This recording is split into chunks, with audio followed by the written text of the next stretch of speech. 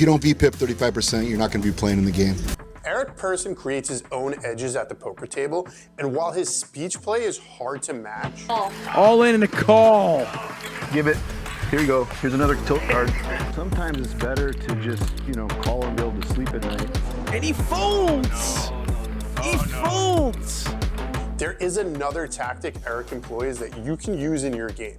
And the great news about this, once you understand what it is that he does, you can start using this in your game tomorrow. I'm going to tell you a story about how I learned this lesson from one of the biggest VIPs in my player pool. The VIP, we'll call him Architect Jim, is the kind of guy who will lose thousands of dollars and not bat an eye. He was leaving the table after busting one afternoon and said, "Time to go make some more money."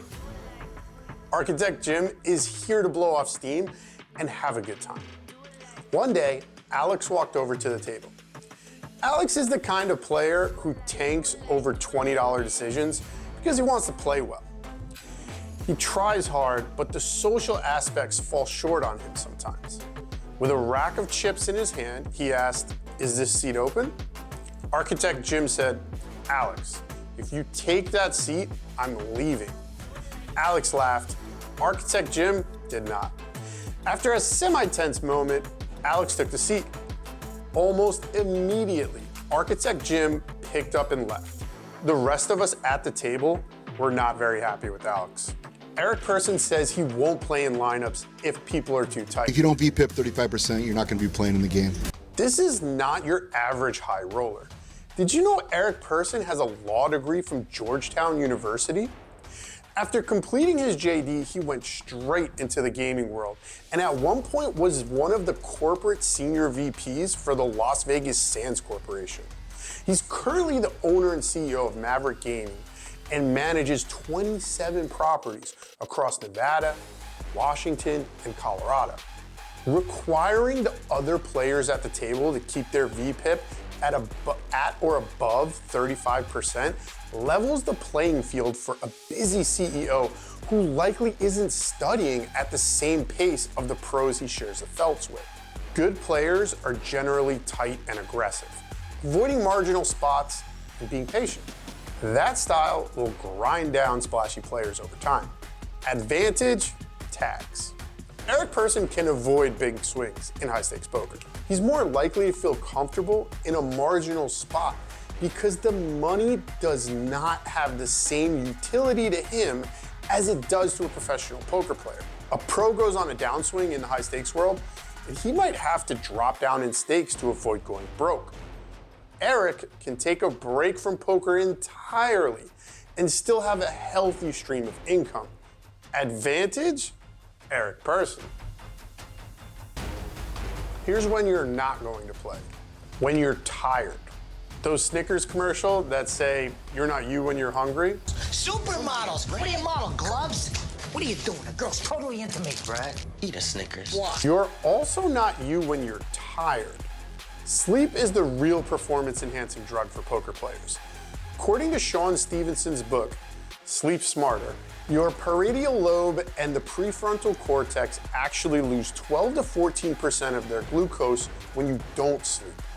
These are the areas of the brain we most need for thinking, for distinguishing ideas, for social control, and for being able to tell the difference between right and wrong.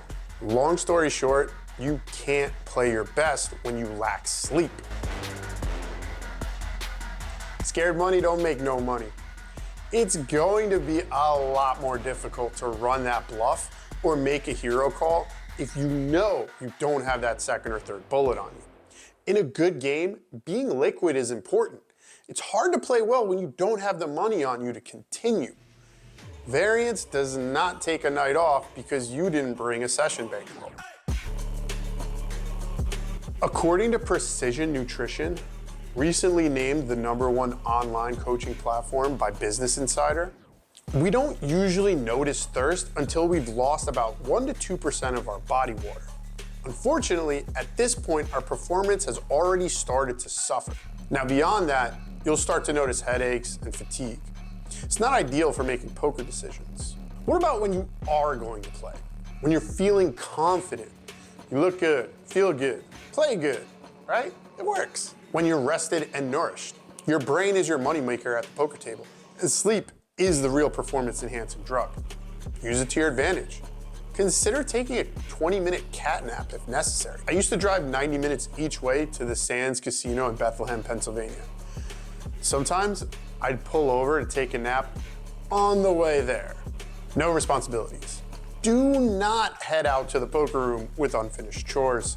They have the potential to dominate your conscience and prevent you from getting in the zone. You could end up with that, did I leave the stove on? Feeling the whole session. Setting your own terms for the conditions you will play poker in starts with what you can control. Now you can start creating your edge, and if you want to watch Eric be an insidious poker player, click here. Or watch this video to see him punt $500,000.